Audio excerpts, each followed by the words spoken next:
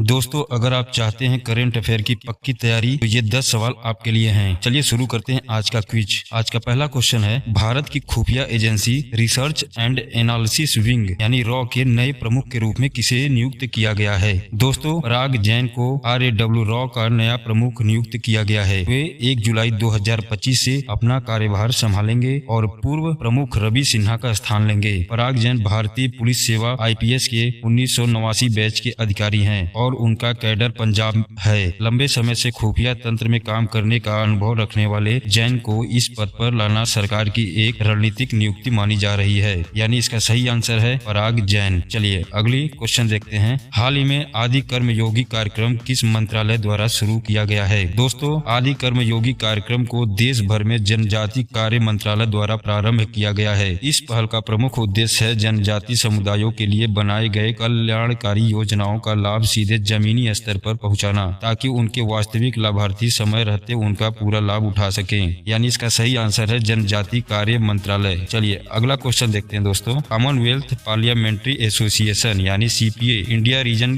के जोन 2 का वार्षिक सम्मेलन 2025 में कहां आयोजित किया जा रहा है? दोस्तों, कॉमनवेल्थ पार्लियामेंट्री एसोसिएशन यानी CPA इंडिया रीजन जोन 2 का वार्षिक सम्मेलन धर्मशाला, हिमाचल प्रदेश के तपोवन विधानसभा परिसर में आयोजित किया जा रहा है। इस सम्मेलन का उद्घाटन 30 जून 2025 को लोकसभा अध्यक्ष ओम बिरला ने किया। यह कार्यक्रम 1 जुलाई तक चलेगा, जिसमें विभिन्न राज्यों के विधायक और प्रतिनिधि संसदीय कार्य प्रणाली लोकतंत्र को सशक्त बनाने और विधायी प्रक्रियाओं के अनुभव साझा करेंगे, यानी इसका सही आंसर है धर्मशाला। चलिए अगला क्वेश्चन देखते हैं। हाल ही में गृह मंत्री अमित शाह ने गोधरा गुजरात में कितने करोड़ रुपए की परियोजनाओं का शिलान्यास और उद्घाटन किया? दोस्तों, गृह मंत्री अमित शाह ने हाल ही में गुजरात के पंचमहल जिले में श्री गोविंद गुरु विश्वविद्यालय गोधरा से वीडियो संदेश के जरिए 125 करोड़ की विभिन्न विकास परियोजनाओं का उद्घाटन और शिलान्यास किया। उन्होंने इसे पंचमहल के विकास का नया अध्याय बताया और कहा कि इस परियोजनाओं से शिक्षा,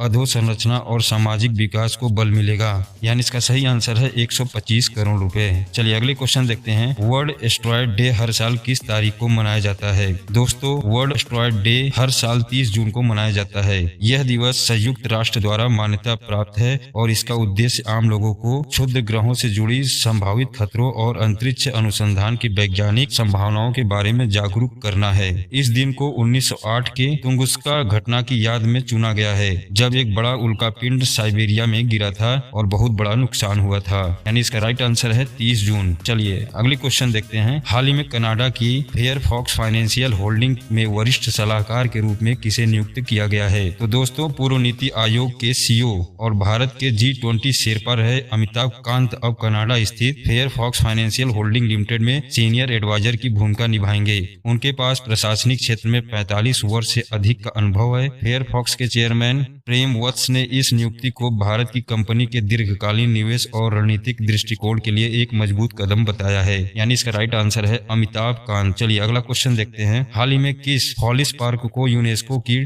टेंटेटिव वर्ल्ड हेरिटेज साइट की सूची में शामिल किया गया है? तो दोस्तों, उत्तर प्रदेश के सोनभद्र जिले में स्थित सलखन फासिल पार्क को हाल ही में यूनेस्को की tentative world heritage site list में शामिल किया गया है। यह इस ऐतिहासिक स्थल को विश्व धरोहर का दर्जा दिलाने की दिशा में एक बड़ा कदम माना जा रहा है।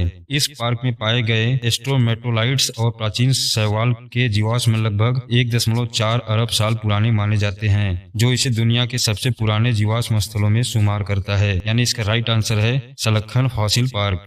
चलिए अगले क्वेश्चन देखते हैं। हाल ही में आयोजित अम्बुबाची मेला किस राज्य से जुड़ा हुआ है? दोस्तों, अम्बुबाची मेला हर साल असम के गुवाहाटी स्थित प्रसिद्ध कामाख्या मंदिर में आयोजित किया जाता है। यह पूर्वोत्तर भारत का सबसे बड़ा आध्यात्मिक उत्सव माना जाता है और इसे अक्सर पूर्व का महाकुंभ भी कहा जाता है। साल 2025 में यह मेला 22 जून से 26 जून तक मनाया गया। यह पर्व मां कामाख्या की रजस्वला अवस्था के प्रतीक के रूप में मनाया जाता है और देश भर से लाखों श्रद्धालु इस दौरान मंदिर पहुंचते हैं, यानी इसका राइट आंसर है असम। चलिए अगली क्वेश्चन देखते हैं। हाल ही में चर्चा में रहा माले महादेश्वरा वन्य जीव अभ्यारण्य किस राज्य में स्थित है? तो दोस्तों, माले महादेश्वरा वन्य जीव अभ्यारण्य हाल ही में उस समय चर्चा में आया जब वहां एक बाघिन और उसके उसके 4 शावकों के मृत पाए जाने की खबर आई। यह घटना वन्य जीव संरक्षण को लेकर गंभीर चिंता का विषय बन गई है। यह अभयारण्य कर्नाटक के चामराजनगर जिले में स्थित है और 2013 में इसे वन्य जीव अभयारण्य घोषित किया गया था, यानी इसका राइट आंसर है कर्नाटक। चलिए अगला क्वेश्चन देखते हैं। हाल ही में आयोजित नाटो शिखर सम्मेलन 2025 की मेजबानी किस देश ने की है? दोस्तों, नाटो शिखर सम्मेलन 2025 का आयोजन 2024-25 जून को पहली बार नीदरलैंड में किया गया।